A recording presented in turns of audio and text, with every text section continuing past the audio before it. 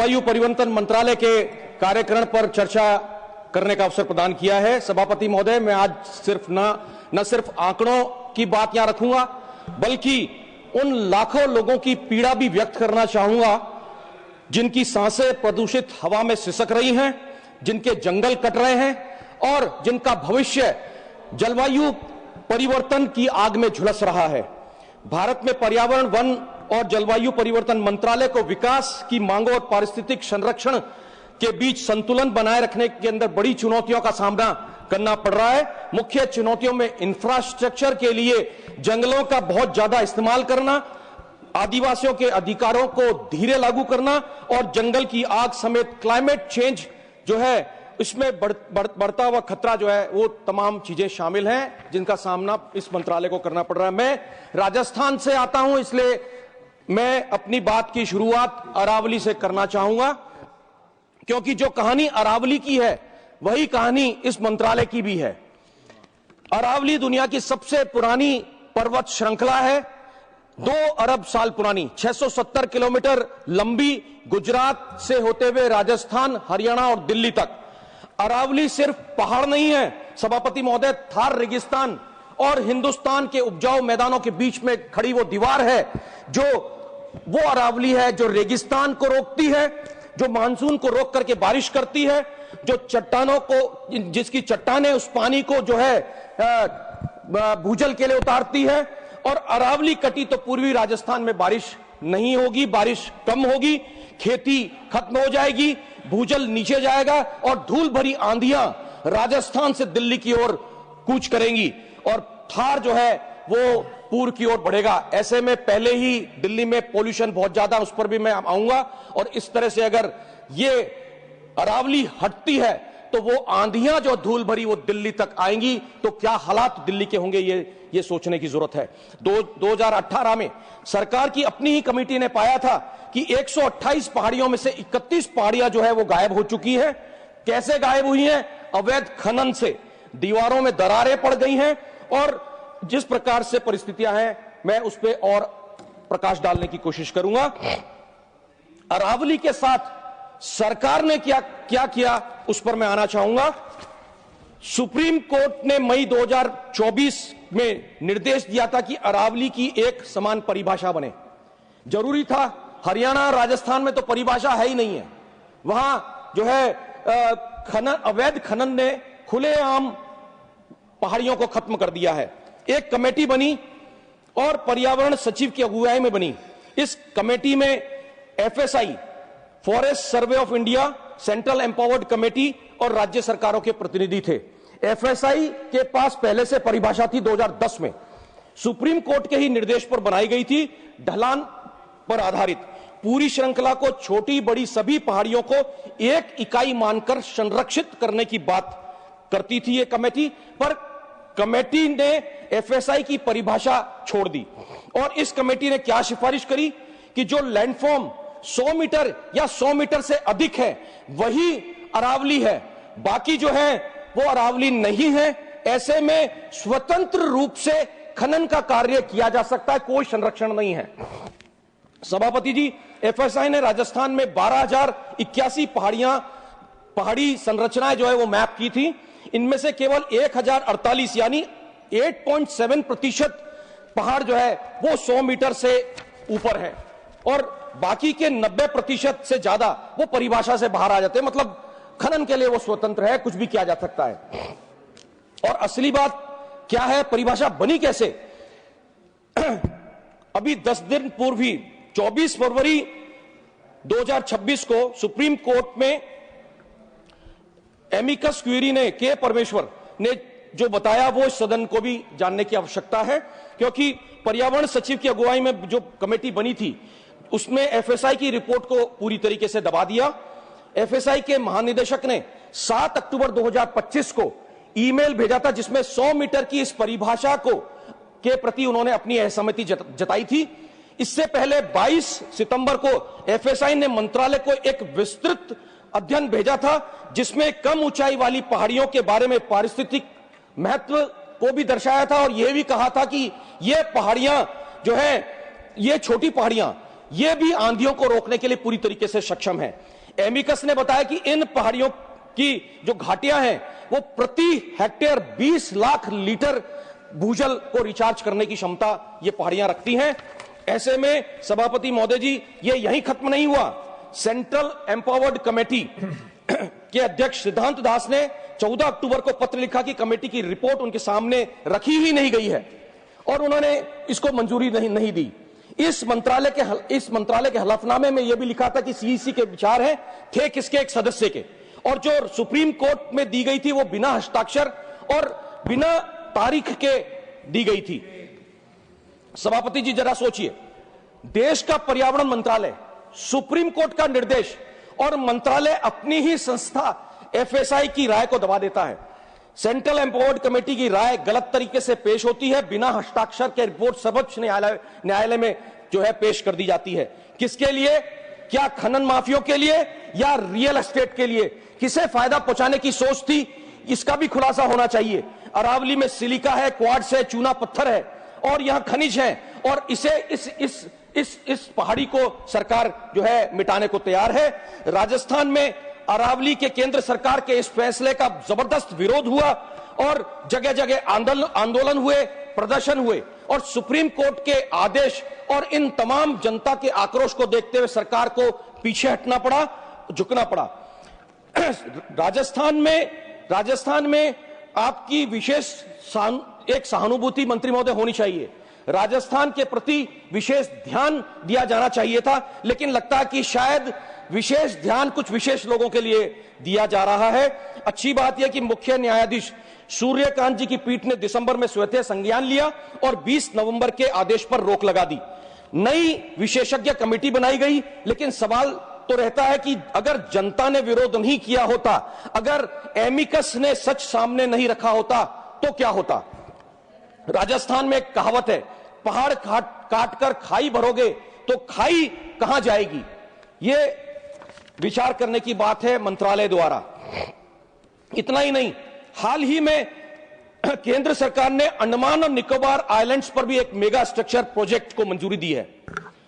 Congress parliamentary party की chairperson आदरणीय श्रीमती सोनिया गांधी जी ने बहुत अत्यधिक जो है चिंता वन एवं पर्यावरण को लेकर व्यक्त की है और उन्होंने अपने लेख में पूरी तरीके से सामने रखा है कि निकोबार मेगा इंफ्रास्ट्रक्चर प्रोजेक्ट जो है सरकार द्वारा किए गए उन तमाम गलत कार्यों में सबसे अग्रणी है और 72,000 करोड़ रुपए का यह प्रोजेक्ट आइलैंड के आदिवासी समुदाय की वजूद को खतरे में डालता है। दुनिया के सबसे अनोखे पौधों और जानवरों के इकोसिस्टम्स को भी खतरे में डालता है और इसे कुदरत के लिए ज्यादा कमजोर बना देता है।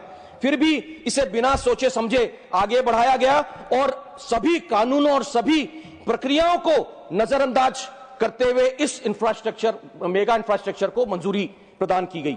ग्रेटर निकोबार आइलैंड 2 आदिवासी समुदायों का घर है, जिसमें इंडिजिनस कम्युनिटीज, जिसमें निकोबारीज और शैम्पेन जनजाति जो है खास तौर से बहुत ही असुरक्षित और कमजोर आदिवासी समूह है, highly vulnerable tribal group. Nicobarese जनजाति के पूर्वजों के पुश्तैनी गांव इस प्रोजेक्ट के प्रस्तावित जमीनी इलाके में आते हैं। 2004 में हिंद महासागर में आई सुनामी के दौरान इन समुदायों को विस्थापित होना पड़ा था, इन्हें अन्यत्र स्थापित किया गया था, इनको अपने गांवों को खाली करना पड़ा और यह प्रोजेक्ट इस समुदाय को हमेशा के लिए हटा देगा, जिससे यह अपने पुश्तैनी गांवों में लौटने का इनका जो सपना है वो चूर चूर हो जाएगा, टूट जाएगा। मैं इसमें कहना चाहूंगा कि शोम्पेन लोगों के सामने और भी बड़ा खतरा है। Union ministry of tribal affairs की तरफ से नोटिफाई की गई आइलैंड की शोम्पेन पॉलिसी के मुताबिक बड़े डेवलपमेंट प्रपोजल पर विचार करते समय अधिकारियों को जो है ट्राइब की भलाई और एकता को प्राथमिकता देनी चाहिए। इसके बजाय इस प्रोजेक्ट को शोम्पेन ट्राइबल रिजर्व के एक बड़े हिस्से को डीनोटिफाई करता है। यह प्रोजेक्ट उस फॉरेस्ट इकोसिस्टम को नष्ट करता है जहां शोम्पेन रहते हैं और आइलैंड पर बड़ी संख्या में लोगों का और टूरिस्ट का जो आवाजाही का मामला बढ़ेगा। आखिरकार शोम्पेन और अपनी पूर्वजों की जमीन से सदैव के लिए कट जाएंगे और सामाजिक और आर्थिक जिंदगी जीने के लिए भी उनका मुश्किल हो जाएगा। फिर सरकार क्यों इस जिद पर अड़ी है?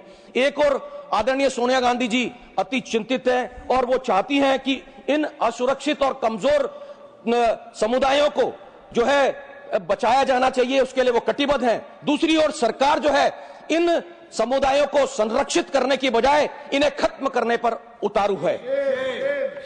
मैं कहना चाहूंगा कि अरावली और निकोबार की ही हालत ऐसी नहीं है। यहां जब वायु प्रदूषण की बात करते हैं तो वहां पर भी यही परिस्थितियां हैं। जब हम पॉल्यूशन की बात करते हैं तो हमने एक शब्द सुना होगा PM 2.5। What this PM 2.5 exactly is? Particulate matter 2.5. It is basically an impurity which is present in the atmosphere, and that goes into the lungs and respiratory system to the bloodstream, and that causes to several respiratory diseases and other diseases. और इतना ही नहीं, लोग मर रहे हैं उससे। तो मैं कहना चाहूंगा कि लैंसेट प्लैनेटरी हेल्थ में दिसंबर 2024 में जो प्रकाशित अध्ययन के अनुसार PM 2.5 में हर 10 माइक्रोग्राम की वृद्धि जो है वो मृत्यु दर में 8.6% की वृद्धि करती है। 2025 लैंसेट काउंटडाउन के अनुसार भारत में हर साल 17.2 लाख जो है लोग PM 2.5 से मर रहे हैं। ऐसे में ये 2010 से 38% अधिक है। दुनिया भर की वायु प्रदूषित मौतों में भारत का जो प्रतिशत है वो हिस्सा 70%। बाकी देश के सारे देश जो हैं वो बाकी वर्ल्ड के सारे देश जो हैं वो बाकी के 30% हिस्से में हैं। आर्थिक लागत 30 करोड़ रुपए, GDP का 9.5%। इसी सरकार के स्वास्थ्य मंत्रालय के तहत Indian council of medical research ICMR ने लैंसेट के निष्कर्षों का समर्थन किया था, जो 2017 में 12.4 लाख मौतें वायु प्रदूषण से कुल मौतों का 12.5% हिस्सा। लेकिन पर्यावरण मंत्रालय संसद में बार बार कहता है 2024 में, 2025 में, 2026 में कि ये मौतें निर्णायक रूप से स्थापित नहीं की जा सकती हैं। आप समझ सकते हैं सभापति महोदय, जो सरकार अपने लोगों की मौतें गिनने से इनकार करे उनसे किस प्रकार की उम्मीद की जा सकती है। ये आंकड़े इस बात को दर्शाते हैं।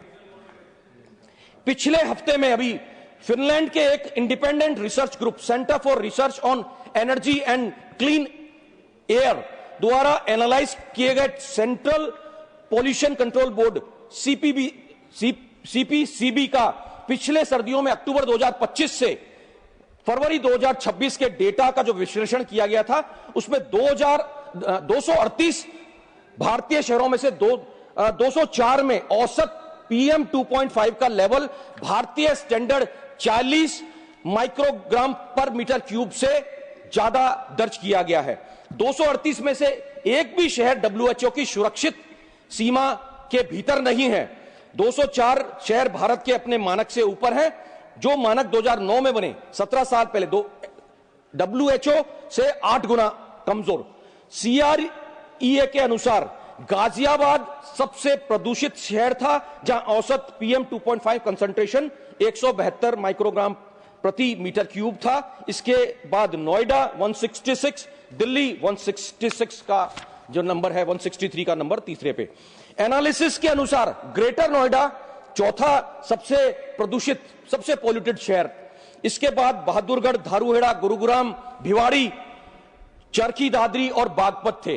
राजस्थान में 34 में से 33 शहर national ambient air quality standards से ऊपर। भिवाड़ी देश के 10 प्रदूषित शहरों में और राजस्थान के गंगानगर, हनुमानगढ़ दुनिया के 20 सबसे प्रदूषित शहरों में। जयपुर, जोधपुर, कोटा, उदयपुर, अलवर, सब कुछ सारे प्रमुख शहर जहां बच्चे राजस्थान में खुली हवा में खेलते हैं, वहां PM 2.5 की सांस ले रहे हैं। अभी हाल ही में राज्यसभा के सांसद अजय माकन जी द्वारा भी एक डेटा आधारित एनालिसिस सर्वे दिल्ली में किया गया था। उसमें 17 मॉनिटरिंग स्टेशंस तय किए गए थे, जिसमें आवरली बेसिस पे PM 2.5 के डेटा को मॉनिटर किया गया था और 2 दिनों के 24 घंटे की अवधि की तुलना की गई थी, जिसमें उन्होंने एक दिन होली का चुना जो छुट्टी का दिन था और एक सामान्य दिन चुना 3 मार्च और 4 मार्च, सवेरे 7 बजे से लेकर के दूसरे दिन 7 बजे तक, और होली के दिन सवेरे मार्च 4 को सवेरे 7 बजे से लेकर अगले दिन 7 बजे तक। और यह पाया गया कि सभी 17 स्टेशंस पर PM 2.5 में गिरावट आई। चौंकाने वाले डेटा सामने आए तो और शहर का जो औसत था 134 से 89 माइक्रोग्राम्स पर मीटर क्यूब हुआ, जो -34% रहा। आनंद विहार में -50%, अशोक विहार में -48% और मुनका में -43%। और इससे यह पता लगता है कि सरकार अगर चाहे तो दिल्ली रहने लायक हो सकता है। वाहन और निर्माण कार्य की धूल, ये दोनों ऐसे कारण हैं जिनकी वजह से दिल्ली की आज ये परिस्थितियां बनी हुई है कि हम लोग सांस लेने में भी जो है दिक्कत महसूस कर रहे हैं। ऐसे में एयर पॉल्यूशन का जो जवाब होना चाहिए था वो होना चाहिए था national clean air programme NCAP, जो 2019 में शुरू हुआ। 2024 तक 20 से 30% लक्ष्य की कमी हुई और नहीं हुई तो बढ़ा करके 40% 2025-26 तक। 130 में से 23 शहरों में 40% हासिल किया, लेकिन 96 शहर NCAP शहरों में से 84 में PM 2.5 आज भी मानक से ऊपर है। 13,400 करोड़ से ज्यादा जारी हुए और 68% सड़क धोने में खर्च हो गए। उद्योग पर 1% से कम। 40 शहरों में पता ही नहीं प्रदूषण कहां से आ रहा है। और सबसे बड़ी बात, NCAP का अपना पैमाना PM 10 पर रखता है, PM 2.5 पर नहीं, जो फेफड़ों में घुसता है, खून में जाता है और मार देता है। PM 10 पर अच्छे नंबर दिखाना आसान है और वही तरीका फिर से असली आंकड़ा छुपाओ और सिर्फ जो है नंबर दिखाए जाए। इस मंत्रालय का बजट 2025-26 में 4,413 करोड़ था, लेकिन 24-25 में जो है 4,056 करोड़ में से खर्च मात्र जो है 2,685 करोड़ खर्च हुआ। पारिस्थितिकी और पर्यावरण मद में 1,388 करोड़ में से खर्च सिर्फ 549 करोड़ खर्च हुआ। पूर्वोत्तर के लिए 181 करोड़ का प्रावधान जो और खर्च जो है उसमें से शून्य हुआ। मैं समझता हूं कि इन तमाम चीजों को देखने की आवश्यकता है। यही परिस्थिति जो है, अगर हम वायु प्रदूषण नियंत्रण की करें तो वहां भी परिस्थितियां बहुत ही गंभीर हो रही हैं। ऐसे में जहां हम लोग बात करते हैं कि जलवायु संकट की, तो बात करें तो जलवायु संकट भी मानव सभ्यता के लिए अस्तित्व का एक संकट बना हुआ है, जो संकट सामने आ रहा है। क्लाइमेट चेंज की चेतावनी जो है वो inter governmental panel on climate change लगातार वो चेतावनी दे रहा है। और यदि तापमान वृद्धि को 1.5 डिग्री सेंटीग्रेड के भीतर नहीं रोका गया तो इसका गंभीर प्रभाव जो है आने वाले वक्त में कृषि पर, जल संसाधन पर, स्वास्थ्य और आजीविका पर भी पड़ेगा। इसलिए सरकार को, मंत्रालय को इसमें कड़े कदम उठाने की आवश्यकता है। जहां हम लोग बात करते हैं भारत में, इसका प्रभाव जो है बुजुर्गों पर, खास तौर से 65 वर्ष और उससे अधिक उम्र के लोगों के ऊपर भी जलवायु परिवर्तन का प्रभाव बहुत ज्यादा पड़ रहा है, क्योंकि उनकी रोग प्रतिरोधक क्षमता जो है वो वृद्धावस्था में कम हो जाती है, तापमान बिगड़ जाता है और पुरानी बीमारियां वो ज्यादा होती हैं। ऐसे में कई तरह की बीमारियां, डिहाइड्रेशन, हार्ट अटैक और तीव्र गुर्दे की जो क्षति है वो भी बहुत ज्यादा सामने आ रही है। आजकल देखने को मिल रहा है कि परिस्थितियां बहुत ज्यादा गंभीर होती जा रही हैं।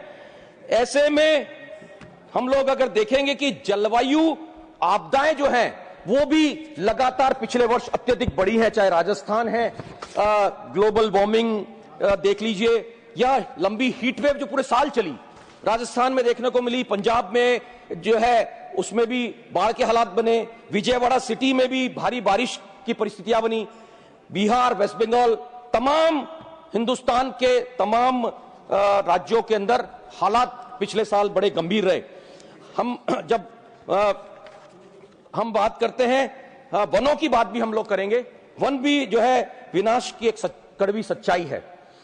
सरकार गर्व करती है कि वन कवर 25.17% हो गया है, लेकिन मंत्री जी ने स्वयं संसद में कबूल किया था कि 2023 तक 1,73,396 हेक्टेयर वन जो है जमीन विकास के नाम पर जो है वनों को काट दिया गया। प्रकृति जंगल कार्बन सोखने में 40 गुना माहिर होते हैं, लेकिन सरकार जो है इन्हें काटकर प्लांटेशन, मैं कंक्लूड करूंगा सर, अर्लीस्ट, इसमें जो है तमगा ये लगा दिया जाता है कि वन संरक्षण नहीं है, इनफैक्ट ये एक धोखा है। और एक पेड़ मां के नाम, उसमें 102 करोड़ पेड़ तो लगे, लेकिन जिंदा कितने हैं ये भी जानने की जरूरत है। कोई ऑडिट नहीं है उसकी। सभापति महोदय, जंगल कट रहे हैं और हम मूर्ख दर्शक बने हुए हैं। मैं कंक्लूड करूंगा अध्यक्ष महोदय, अंत में कहना चाहूंगा, पीएम 56 इंच को पीएम 2.5 की सच्चाई नजर नहीं आ रही है। यह सरकार की सबसे बड़ी विफलता है। कुल मिलाकर के पर्यावरण, वन और जलवायु मंत्रालय को अपनी कार्यशैली को अत्यधिक प्रभावशाली बनाने की आवश्यकता है, जो देश के प्रति सकारात्मक जो रहे और सकारात्मक बनाने की आवश्यकता है। बहुत कुछ करने की जरूरत है। इस मंत्रालय को बहुत बहुत धन्यवाद। जय हिंद।